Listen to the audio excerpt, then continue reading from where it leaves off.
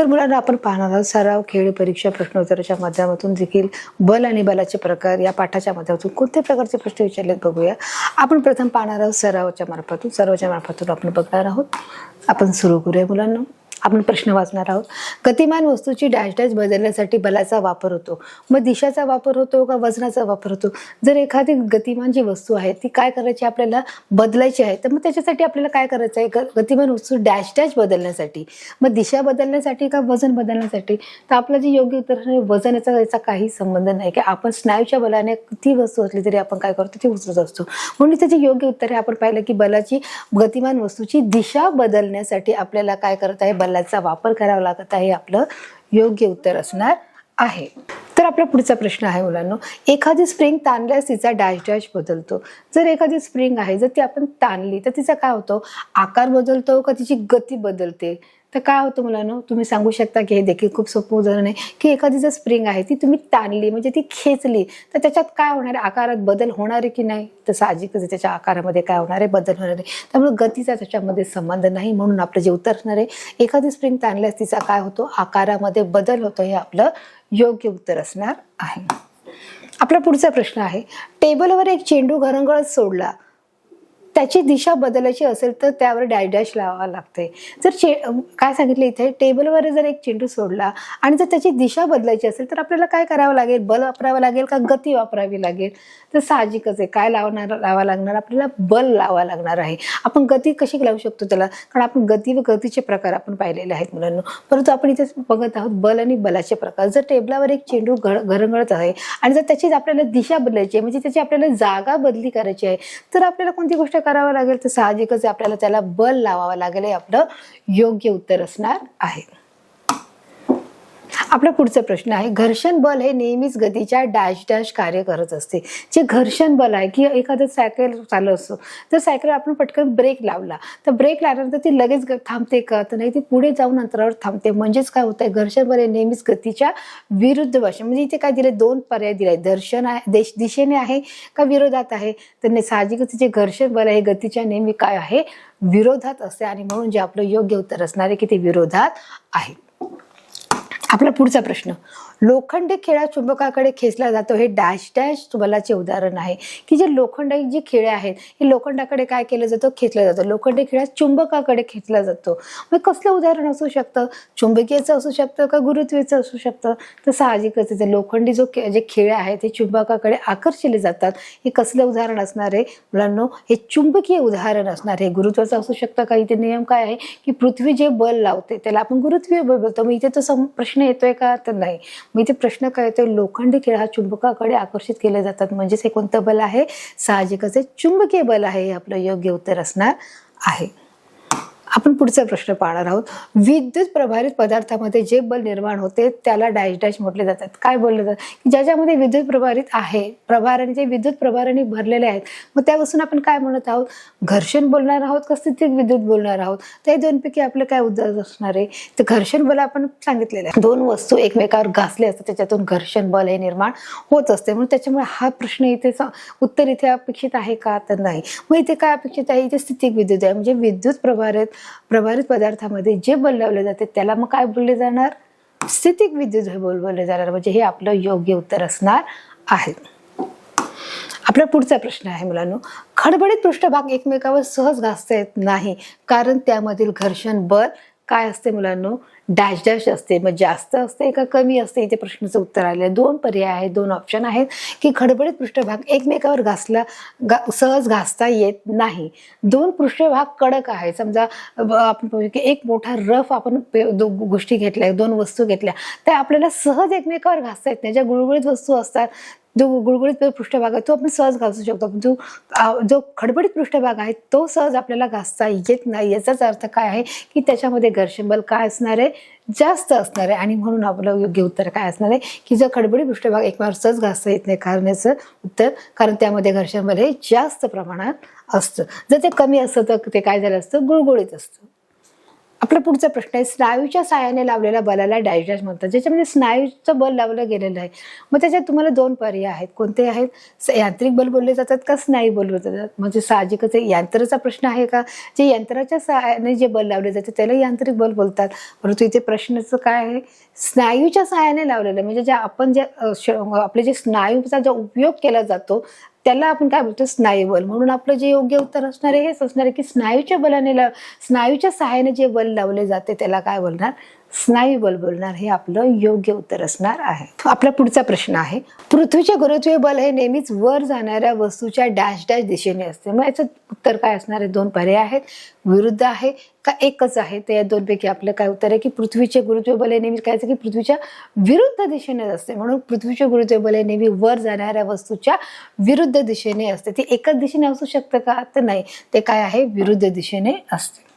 आपला पुढचा प्रश्न आहे, वस्तूचा आकार बदलण्यासाठी डॅश डॅशची आवश्यकता असते. जसं आम्ही सांगितलं, बलाची आवश्यकता काय आहे? वस्तूची दिशा आणि आकार बदलण्यासाठी आपल्याला बलाची आवश्यकता आहे. पण इथे बघा तुम्हाला दोन पर्याय आहेत, बलाची का गतीची. तर साहजिकच आपलं उत्तर काय आहे मुलांनो? जर एखाद्या वस्तूचा आपल्याला आकार बदलायचा असेल तर आपल्याला काय करायची गरज आहे? आपल्याला बलाची आवश्यकता आहे. आपलं योग्य उत्तर असणार आहे. तर अशा प्रकारे मुलांना आपण सरावाच्या मार्फातून 10चे 10 प्रश्न सोडवलेले आहेत. आता आपण खेळाच्या माध्यमातून प्रश्न बघणार. किती कोणत्या प्रकारे प्रश्न विचारले आहेत ते देखील आपण बघायचा प्रयत्न करूया. बघा, आता खेळाच्या माध्यमातून तुम्हाला इथे मुलांना बरेच खेळ दाखवले आहेत. एक क्रिकेटचा खेळ आहे, एक मुलांना गिटारचा आहे, एक माकडवाला टोपीवालाचा आहे, एक गाडीचा आहे आणि एक मुलांना गणपतीचा आहे. तर यापैकी मुलांना खेळापैकी आपण गिटाराचा खेळ घेणार आहोत. आपण बघणार आहोत की त्याच्या माध्यमातून कोणते प्रश्न विचारले आहेत. आपला पहिला प्रश्न आहे, सायकलला ब्रेक लावणे हे या डॅश डॅश या बलाचे उदाहरण आहे. की जर आपण सायकलला ब्रेक लावतोय मग हे कोणत्या प्रकारचं उदाहरण आहे? आपल्याला 4 पर्याय आहेत. आपण पर्याय वाचून घेणार आहोत. चुंबकीय बल बोलणार, स्नायू बल बोलणार, स्वयंचलित बोलणार का घर्षण बोलणार आहोत. आता या 4 पैकी आपलं काय योग्य उत्तर असणार आहे? चुंबकीय असू शकतं का? काय एकमेकाला लोखंडीचे खिळे आहेत आणि त्याचप्रमाणे मुलांना जे चुंबक आहे ते एकमेकाकडे आकर्षित केले जाते का? तर नाही. स्नायू आपण ताकद लावत आहोत का स्नायू? तर नाही. तर इथे स्वयंचलित म्हणजे ते यंत्राच्या सहाय्याने चालतंय का? तर नाही. तर इथे काय होऊ शकतं? घर्षण आहे. तर घर्षण ते दोन पृष्ठभाग एकमेकावर घासले जात आहेत ना, म्हणून सायकलला ब्रेक लावणं हे घर्षण उदाहरण आपण या बलाचं उदाहरण आपण म्हणू शकतो. आता आपला दुसरा प्रश्न आहे, तेलकट व ओल्या फरशीवर घसरण्याची शक्यता ही जास्त असते कारण घर्षण बल हे डॅश डॅश असते. तेलकट व ओल्या फरशीवरून जे आपण घसरतो मग ते कोणत्या प्रकारचं बल आहे? तुम्हाला 4 पर्याय आहेत. कमी असते, जास्त असते, कमी जास्त किंवा गुळगुळीत असते. आता मला याचं उत्तर देखील सोपं आहे. तेलकट व ओली फरशी जे आपल्याला तो गुळगुळीत भाग आहे, याचा अर्थ तिथे काय आहे? गुळगुळीत भाग आहे. म्हणजे तिथे घर्षण बल काय असणार आहे? कमी असणार आहे. म्हणून इथे त्याने विचारले तेलकट व ओल्या फरशीवरून घसरण्याची शक्यता ही जास्त असते कारण घर्षण बल हे काय आहे? गुळगुळीत असते, कमी जास्त असते, जास्त असते का कमी असणार आहे? ते साहजिकच आहे. काय आहे? तिथे घर्षण बल कमी आहे. म्हणजे तिथे पृष्ठभाग हा खडबडीत नाहीये, तो कसा आहे? गुळगुळीत. म्हणून घर्षण बल कसं आहे? कमी आहे. आणि म्हणून जे आपलं योग्य उत्तर असणार आहे इथे काय आहे? घर्षण बल हे कमी असणार आहे. हे आपलं योग्य उत्तर आहे. आपला तिसरा प्रश्न आहे, उचलणे, ओढणे, ढकलणे या क्रियेमध्ये जो जोर लावला जातो त्याच काय डॅश डॅश म्हणतात? काय म्हणजे उचलणे, ओढणे, ढकलणे या क्रिया कोणत्या आहेत? कोणत्या बलामध्ये येतात? मग बलमध्ये येतं, विस्थापनमध्ये येतं, गतीमध्ये येतं का दाबमध्ये येतं? तर गती, दाब आणि विस्थापन हे आपल्या गतीच्या प्रकारामध्ये मुलांना बघितले होते. पण आपल्या याच्यापैकी जे योग्य उत्तर आहे उचल, म्हणजे आपण स्नायूचा वापर करतोय, आपण बल लावत आहोत, आपण फोर्स लावत आहोत. म्हणून जे आपलं योग्य उत्तर असणार आहे की उचलणे, ओढणे, ढकलणे हे काय आहे? बलाची क्रिया आहे. आणि म्हणून इथे काय येणार आहे की बल हा क्रिया इथे आपल्याला हा नियम लागू होणार आहे. आपला चौथा प्रश्न आहे, वेट लिफ्टिंग यामध्ये डॅश डॅशचा वापर होत आहे. वेट लिफ्टिंग आपण व्यायामशाळेमध्ये जेव्हा जातो किंवा आपण मुलांना व्यायाम करताना जेव्हा जातो तिथे जे काही जे वेट लिफ्टिंगचं सामान आहे की ते उचलण्यासाठी आपल्याला कोणत्या गोष्टीचा वापर करावा लागत आहे? मग ते कोणत्या बलामध्ये येत आहे? घर्षण बलामध्ये येत आहे, यांत्रिक बलामध्ये येत आहे, स्नायू बलामध्ये येत आहे का स्थितिक विद्युत बलामध्ये येत आहे? तर या 4 पैकी आपलं योग्य उत्तर तुम्हालाही माहीत आहे. याचं उत्तर काय आहे मुलांना? स्नायू बल आहे. की आपण स्नायूच्या सहाय्याने वेट लिफ्टिंग म्हणजे आपण काय करतो? स्नायूचा वापर करत आहोत. म्हणून आपलं जे योग्य उत्तर असणार आहे स्नायू बल हे आपलं योग्यच असणार आहे. वेट लिफ्टिंग यामध्ये स्नायू बलाचा वापर होत आहे. आपला 5वा प्रश्न आहे, पृथ्वी जे बल लावून वस्तूंना आपल्याकडे खेचते, पृथ्वी जे बल लावून आपल्याकडे खेचते त्यास डॅश डॅश म्हणतात. मग काय बोलणार? मग त्याला यांत्रिक बल बोलणार, गुरुत्वीय बल बोलणार, घर्षण बल बोलणार का तिन्ही बोलणार, की जे 3 प्रकार सांगितले ते तिन्ही असणार. तिन्ही असू शकतात का, तर नाही. आपण बलाचे प्रकार बघत आहोत आणि त्याच्यामध्ये आपण उदाहरणासकट आपण पाहिले आहोत की यांत्रिक बलाला काय म्हणतात, गुरुत्वीय बलाला काय म्हणतात, त्या स्थितिक विद्युत बलाला काय म्हटले जातात. तर अशा हर एक प्रकारची जी बलं आपण ती पाहिली होती. महिन्याच्या पृथ्वी जे बल लावून वस्तूंना आपल्याकडे आकर्षित केली जाते किंवा खेचते, त्याला काय म्हणतात, हा कोणता नियम आहे, साहजिकच आहे, हा काय आहे, गुरुत्वीय बल आहे. यांत्रिक बल असू शकतो, काही यंत्राचा संबंध आहे का, तर नाही. इथे घर्षणाचा देखील संबंध आहे का, नाही. तर इथे कोणता संबंध येतो, इथे गुरुत्वीय बल हा नियम लागू होतो आणि म्हणून जे आपलं योग्य उत्तर असणार आहे गुरुत्वीय बल हे आपलं योग्य उत्तर असणार आहे. आपला मुलांना पुढचा प्रश्न आपण पाहणार आहोत. पुढीलपैकी कोणते स्वयंचलित यंत्र नाही आहे असं त्यांनी विचारलेलं आहे, की कोणते यंत्र नाही. मग आपण पर्याय वाचणार आहोत. शिलाई मशीन आहे, दुसरा वजन काटा आहे म्हणजे तराजू आहे, त्याचप्रमाणे तिसरं मिक्सर आहे आणि चौथा आहे विद्युत पंप आहे. या 4 पैकी आपलं योग्य उत्तर काय आहे मुलांनो, बघा पाहू शकता. पुढीलपैकी कोणतं यंत्र स्वयंचलित नाही आहे. वजन काटा तराजू म्हणजे हे कळतंय मुलांनो, की जिथे आपण वजन केलं जातं, एखादी भाजी घेण्यासाठी जिथे मोजमाप केलं जातं त्याला आपण काय बोलतो, वजन काटा. हे तुम्हाला सगळ्यांना माहिती आहे. तुम्ही भाजी घ्यायला जात असता तेव्हा हा वजन काटा आपल्याला दिसत असतो. मग तो डिजिटल स्वरूपात देखील असतो आणि जो लोखंडीच्या स्वरूपामध्ये देखील आपल्याला ते वजन जे असतात ते 200 ग्रॅम, 50 ग्रॅम, अर्धा किलो, 1 किलो हे देखील वजनाची मापं आपल्याला लोखंडाच्या स्वरूपात आढळत असतात. मग अशा प्रकारे पुढीलपैकी कोणतं संचलित यंत्र नाही आहे. मग हे यंत्र बघा, शिलाई मशीन हे यंत्र आहे की ज्याच्यामध्ये आपण काय करत आहोत, यंत्राच्या सहाय्याने आपण कपडे शिवत आहोत. त्याचप्रमाणे मिक्सर आहे, ते देखील यंत्र आहे. मग मिक्सरच्या सहाय्याने आपण काय करत आहोत, आपण मसाला वाटत आहोत. म्हणजे आपलं काम सोपं झालेलं आहे. इथे आपल्याला जे पूर्वी आपण हाताने कपडे शिवायचं होतं, आता आपण काय करत आहोत, मशीनच्या मार्फत कपडे शिवतात. म्हणजे हे काय आहे, मशीन आहे. जिथे पूर्वी आपण पाट्यावर मसाला वाटायचो त्याप्रमाणे आता तिथे मिक्सरवर आपण वाटत आहोत. म्हणजे हे देखील मशीन आहे. विद्युत पंप, जिथे आपल्याला हाताने पाणी काढायचं, विहिरीच्यामध्ये अंडा टाकून आपण पाणी खेचण्याचं काम करायचो, परंतु आता आपण लाईट लावलं की आपल्याला पाणी येते. म्हणजे हे विद्युत पंप झाला. म्हणजे हे तिन्ही काय झाले आहेत मुलांनो, हे मशीन झाले आहेत. परंतु यांनी पुढीलपैकी कोणते स्वयंचलित यंत्र नाही आहेत. मग वजन काटा जो आहे तो काय आहे, स्वयंचलित नाही आहे. म्हणजे जो डिजिटल नाही, जो साधा जो तराजू आहे, तराजू म्हणून त्यांनी ते डायरेक्ट दिलं की जो तराजू आहे की ज्याच्यामध्ये जे मापं ठेवली जातात, अर्धा किलोची, 1 किलोची, ते काय आहे, वजन काटा आहे. आपलं योग्य उत्तर असणार आहे. पुढीलपैकी कोणतं स्वयंचलित यंत्र नाही, तर वजन काटा हे स्वयंचलित यंत्र नाही आहे. आपला पुढचा प्रश्न आहे, पदार्थाचे वजन म्हणजे त्या वस्तूवर असलेले डॅश डॅश बल होय. आता इथे विचारले की पदार्थाचे वजन त्या वस्तूवर असलेले डॅश डॅश, मग कोणते आहेत, 4 पर्याय आहे. स्नायू बल आहे, यांत्रिक आहे, गुरुत्वीय आहे का जास्त आहे. तर मुलांना आपलं यापैकी बघा आपण पर्याय वाचले आहे. स्नायू बल आहे, यांत्रिक बल आहे, गुरुत्वीय बल आहे आणि जास्त आहे. तर यापैकी आपलं उत्तर आहे पदार्थाचे वजन म्हणजे त्या वस्तूवर असलेले गुरुत्वीय बल आहे. हे देखील आपण पाहिलेलं आहे की कोणतं आहे, गुरुत्वीय. म्हणजे गुरुत्वाकर्षणाचा जो नियम आहे, ग्रॅव्हिटी, याच्यामध्ये हा सिद्धांत मोडला जातो. आपला 8वा प्रश्न आहे, रेल्वे स्थानकावर जिन्याचा पृष्ठभाग हा खडबडीत केलेला असतो. कारण म्हणजे जो रेल्वे ट्रॅक जो आहे त्याच्यामध्ये जो जिन्याचा जो पृष्ठभाग आहे हा खडबडीत आहे. तिथे जो लादी टाकली जाते ती कशी असते, गुळगुळीत नसते, ती कशी असते, खडबडीत असते. म्हणजे तिचा जो पृष्ठभाग आहे तो खडबडीत. याचं कारण काय आहे मुलांना विचारले.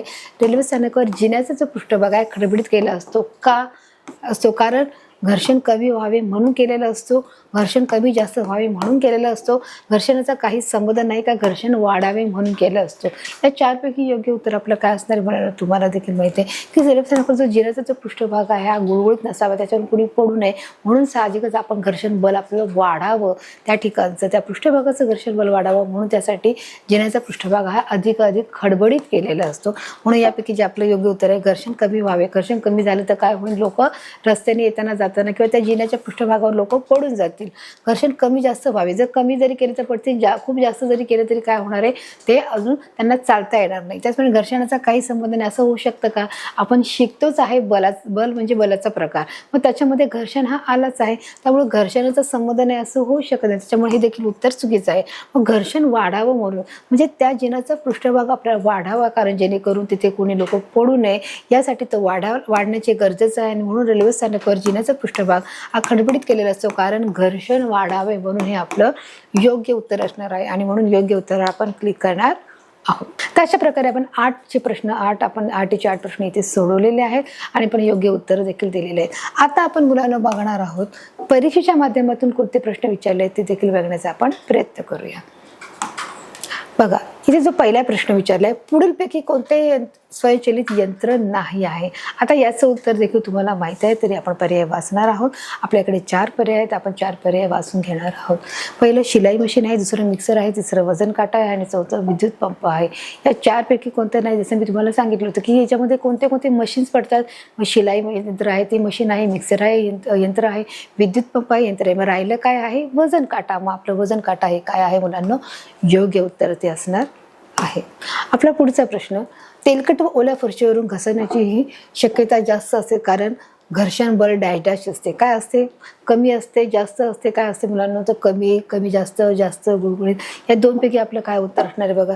तेलकट ओल्या फरशीवरून घसरण्याची शक्यता काय जास्त असते, म्हणजे तिथे घर्षण कसं आहे मुलांना? कमी आहे. हे आपलं योग्य उत्तर असणार आहे, म्हणून योग्य उत्तर आपण क्लिक करणार आहोत. आपला पुढचा प्रश्न आहे मुलांनो, उचलणे, ओढणे, ढकलणे या क्रियेमध्ये जोर लावला जातो, त्यास काय बोलले जाते? की उचलणे, ढकलणे, त्याचप्रमाणे ओढणे हे कोणत्या क्रियामध्ये येतं? मग तुम्हाला 4 पर्याय आहेत. बल आहे, गती आहे, विस्थापन आहे, दाब आहे. या 4 पैकी आपलं कोणतं योग्य उत्तर असणार आहे मुलांनो? की बघा, की उचलणे ओढणे कोणत्या गोष्टीमध्ये येतं? बलामध्ये येतं, गतीमध्ये येतं, म्हणजे गती, विस्थापन, दाब हे कोणत्या प्रकारामध्ये? गती होतो आपण प्रकार पाहिला.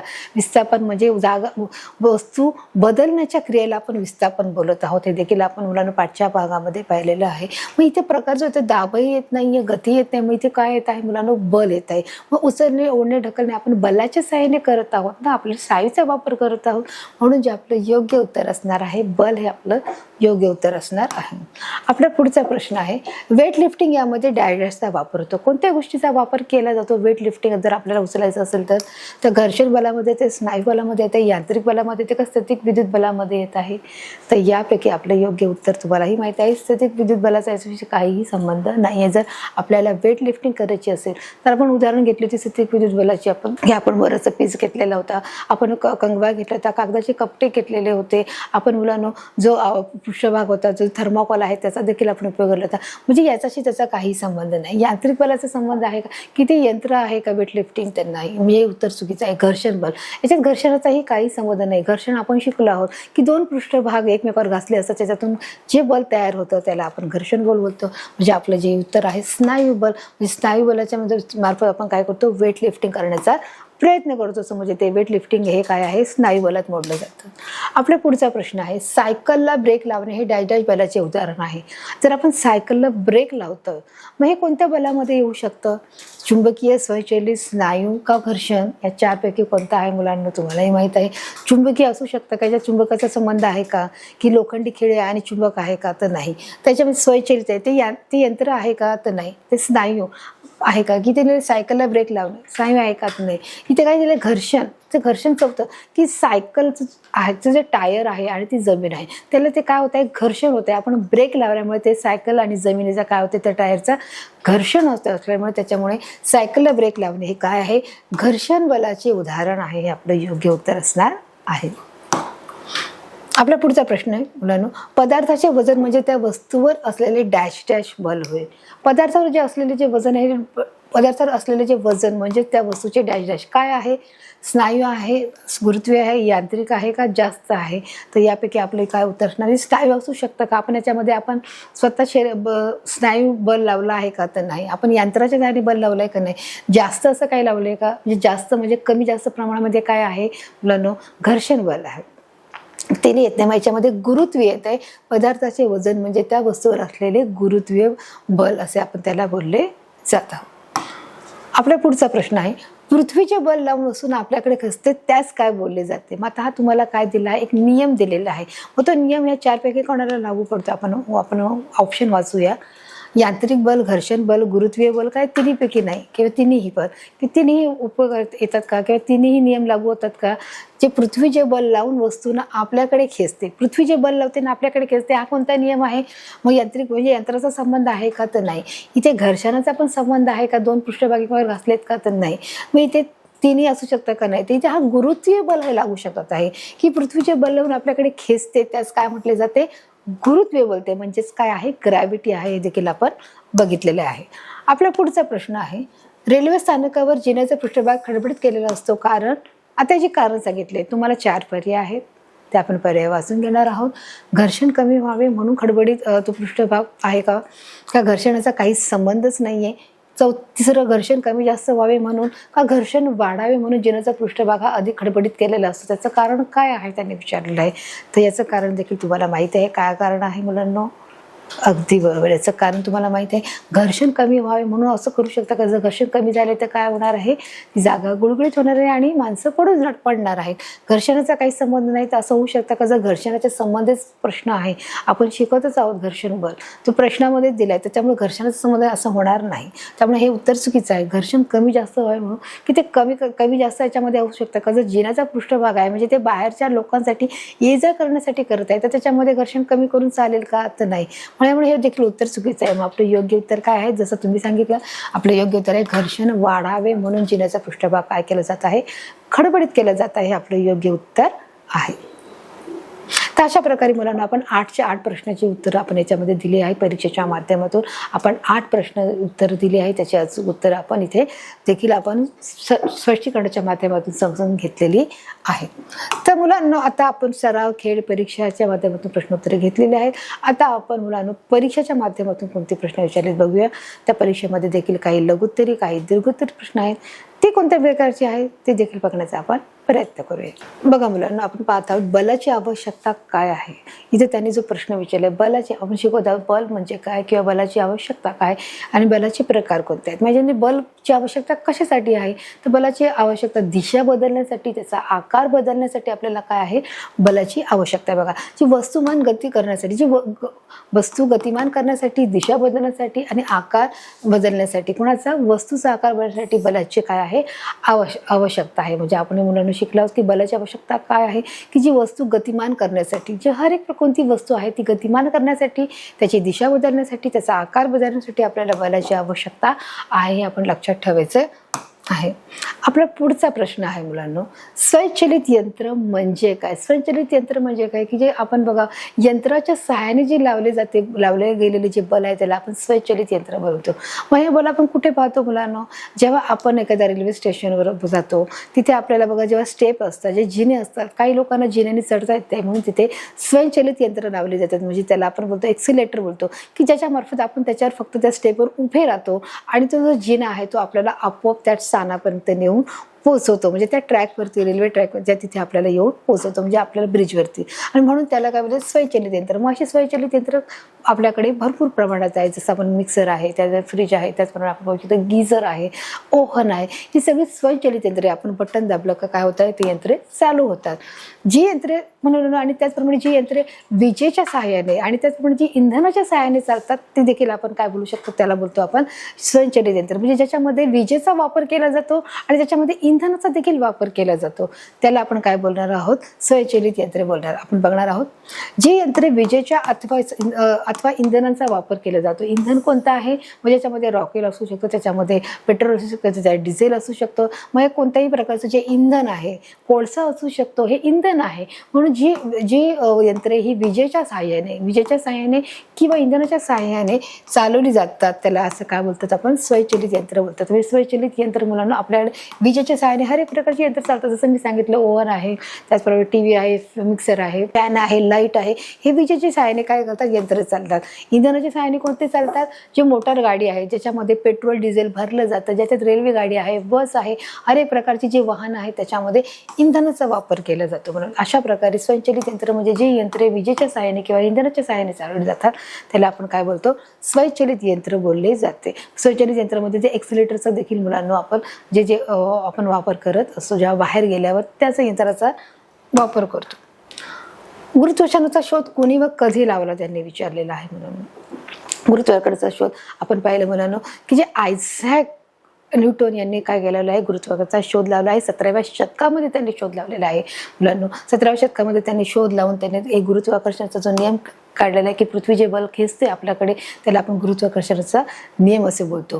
गुरुत्वाकर्षणाचा शोध सर आयझॅक न्यूटन यांनी 17व्या शतकामध्ये लावलेला आहे. हे देखील आपण याची माहिती देखील आपण घेतली होती मुलांना, की हे एक मुलांना इंग्लंडचे शास्त्रज्ञ होते. ते भौतिक शास्त्रज्ञ, गणित शास्त्रज्ञ आणि खगोलशास्त्रज्ञ देखील होते.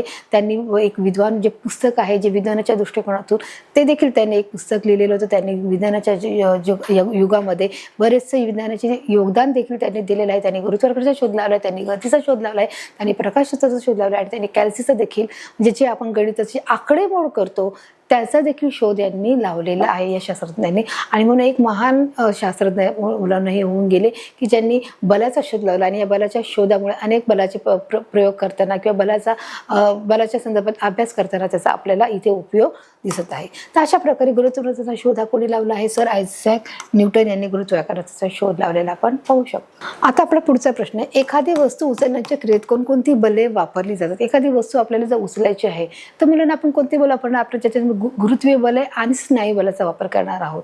म्हणून या दोन्ही बलाचा वापर करून आपण काय करत आहोत? वस्तू उचलण्याची आपण क्रिया करत आहोत. बघा आपल्या प्रश्नाचं उत्तर काय? वस्तू उचलताना त्यावरील गुरुत्वीय बल आणि स्नायू बल याचा आपण काय करत आहोत? वापर करत आहोत किंवा याचा विचार केला जातो. जर आपल्याला एखादी वस्तू उचलायची तर साहजिकच आपल्याला स्नायूचा वापर करणं गरजेचं आहे. त्याचप्रमाणे गुरुत्वाकर्षणाचं म्हणजे काय झालं? गुरुत्वीय बल देखील आहे. जे पृथ्वी जे बल आपल्याकडे खेचते त्याला आपण काय बोलतो? गुरुत्वीय बल बोलतो. म्हणजे पृथ्वी देखील काय करते की हा जो नियम आहे गुरुत्वाकर्षणाचा, म्हणजे ते देखील गुरुत्वीय बल देखील आपण त्याचा वापर करत असतो. जर आपण एखादी वस्तू वर फेकली तर ती काय करत असते? ते आपण गुरुत्वाकर्षणाच्या माध्यमातून ती आपल्याला पुन्हा वस्तू मिळत असते. म्हणून आपण गुरुत्वीय बल आणि स्नायू बल या दोघांचाही वापर करत असतो. आपला पुढचा प्रश्न आहे, घर्षण बलासंबंधी माहिती लिहा. त्यांनी सांगितले की घर्षण बल नेमकं काय आहे त्याच्याबद्दल माहिती सांगायची. की दोन पृष्ठभाग म्हणजे ते कागदाचे असू दे किंवा कोणत्याही एखादा जो वस्तू असू दे, दोन पृष्ठभाग जर एकमेकावर जर घासले तर त्याच्यामधून जे बल निघते त्याला आपण घर्षण बल बनत असो. मग ते विरुद्ध दिशेने कार्य करत असते. बघा दोन पृष्ठभाग एकमेकावर घासले असताना त्यामधून काय निघतंय मुलांनो? घर्षण निर्माण होते. दोन पृष्ठभाग एकवर घासले तर काय होतं? जे घर्षण बल निघते ते घर्षण बल कार्य करू लागते ते नेहमीच गतीच्या विरुद्ध दिशेत असते. जसं मी सांगितलं ते नेहमी काय आहे? गतीच्या विरोधात कार्य करते. जी गती चालू आहे त्याच्या विरोधामध्ये ते कार्य हे करत असते. म्हणून आपण पाहिलं की घर्षण बल म्हणजे काय आहे? की दोन पृष्ठभाग एकमेकावर घातले असतात त्याच्यातून घर्षण बल तयार होते. ते बलाचे कार्य करते आणि ते नेहमीच काय करते? गतीच्या विरोधामध्ये कार्य करते. हे देखील आपण याच्यात बघत आहोत. आपला जो शेवटचा प्रश्न आहे तो देखील आपण पाहणार आहोत. स्थितिक विद्युत बल निर्माण करता येते अशा वस्तूंची नावे सांगा की ज्याच्यामधून स्थितिक विद्युत बल निर्माण होऊ शकतं. की म्हणजे विद्युत निर्माण होऊ शकतं म्हणजे आपण जे इलेक्ट्रिसिटीवर चालणारी जी उदाहरणे मग आपण ते खूप सांगू शकतो. टीव्ही आहे, लाईट आहे, फॅन आहे, मिक्सर आहे, घरातले हर एक जे उपकरण आहेत. परंतु त्याच्यानंतर स्थितिक विद्युत बलाची मला उदाहरणं सांगायची. मग त्याच्यामध्ये काय होऊ शकतं? जे थर्माकोल येऊ शकतो, मोराचा पीस येऊ शकतो, कंगवा येऊ शकतो, त्याचप्रमाणे रबरीचा फुगा आहे. अशा अनेक प्रकारचे आपण जी मुलांना आपण पाहिले होते जे प्रयोग ते देखील पाहू शकतो. बघा थर्माकोल आहे, रबरी फुगा आहे, जो मोराचा पीस आहे, प्लास्टिक आहे, एबोनाईट आहे, जो कंगवा आहे. एबोनाईट म्हणजे लोखंडी जो दांडा आहे. अशा ही सर्व कसली आहेत? ही विद्युत प्रभाराची. मग त्याच्यामध्ये विद्युत प्रवाह निर्माण होत असतो. कशा प्रकारे ते देखील आपण मुलांना प्रयोगाच्या माध्यमातून पाहिलेलं आहे की कशा प्रकारे याच्यामध्ये देखील विद्युत प्रवाह निर्माण होण्याचं कार्य हे चालू असते. तर अशा प्रकारे मुलांना आपण याच्यामध्ये बघितलेलं आहे की जे स्थितिक विद्युत बल कोणत्या घटकामध्ये आहे तर त्याच्यामध्ये थर्माकोल आहे, त्याच्यामध्ये रबरी फुगा आहे, मोरपीस आहे, प्लास्टिक आहे, एबोनेट आहे. या सर्व भागामध्ये आपण पाहिलं होतं की कशा प्रकारे विद्युत प्रवाह हा निर्माण होत असतो. तर अशा प्रकारे मुलांना आपण सराव, खेळ परीक्षा, प्रश्न उत्तर याच्या माध्यमातून आपण प्रश्न उत्तर मुलांना घेतलेली आहेत. आपण त्याची व्यवस्थितरित्या उत्तरं देखील दिलेली आहेत. आपण जे चार आपल्याला सरावाच्या माध्यमातून 2 आपल्याला ऑप्शन होते किंवा 2 पर्याय होते, परंतु बाकीचे जे मुलांना होते खेळ परीक्षा याच्या मार्फतून आपल्याला 4 आपल्याला ऑप्शन होते. 4 आपल्याला ऑप्शनच्या द्वारे आपण काय केलेलं आहे त्याची प्रश्नाची उत्तरं अचूक देखील दिलेली आहेत आणि प्रश्न उत्तराच्या माध्यमातून देखील आपण प्रश्न घेतलेले आहेत. तर अशा प्रकारे मुलांना आपण या पाठामध्ये मुलांना पाहिजे की बल म्हणजे काय आहे, बलाची आवश्यकता काय आहे, बलाचे प्रकार काय आहेत ते देखील आपण शिकलो. की बलाची आवश्यकता वस्तू गतिमान करण्यासाठी, त्याची दिशा बदलण्यासाठी, त्याचा आकार बदलण्यासाठी बलाची आवश्यकता आहे. वस्तूचे बलाचे प्रकार काय आहेत ते देखील आपण पाहिले की जे बलाचे प्रकार आपण पाहिले आहेत मुलांना. जे काही यांत्रिक स्नायू बल आहे, यांत्रिक बल आहे, त्याचप्रमाणे स्थितिक विद्युत बल आहे, चुंबकीय बल आहे, घर्षण बल आहे. आपण हे बलाचे प्रकार आपण याच्यामध्ये पाहिलेले आहेत. त्याचप्रमाणे आपण याचा बलाचा आपण व्यवस्थितरित्या अभ्यास केलेला आहे. आपण ते बल काय आहे ते समजून घेतलेलं आहे. बलाचं आपण उदाहरण समजून घेतलेलं आहे, आपण काही चित्रीकरणाच्या माध्यमातून समजलं आहे आणि काही प्रयोग देखील आपण घर्षण बल काय आहे हे देखील आपण समजून घेतलेलं आहे. तर अशा प्रकारे मुलांनो या आपण स्पष्टीकरणाच्या माध्यमातून हा पाठ समजवला आहे. त्या पाठाबरोबरच पाठात आलेले सराव, खेळ परीक्षा, प्रश्न उत्तर आणि जे कोणत्या माध्यमातून ते प्रश्न विचारले गेले त्या प्रश्नाची देखील आपण अचूक उत्तर इथे मी तुम्हाला सांगितलेलं आहे. तर अशा प्रकारे हा पाठ मी तुम्हाला व्यवस्थितरित्या सोप्या भाषेत मी तुम्हाला समजून सांगितलं आहे. हा तुम्हाला पाठ समजला आहे मला खात्री आहे. भेटू एका पुन्हा नवीन भागाकडे, नवीन पाठाकडे, नवीन विषयाकडे. तोपर्यंत धन्यवाद.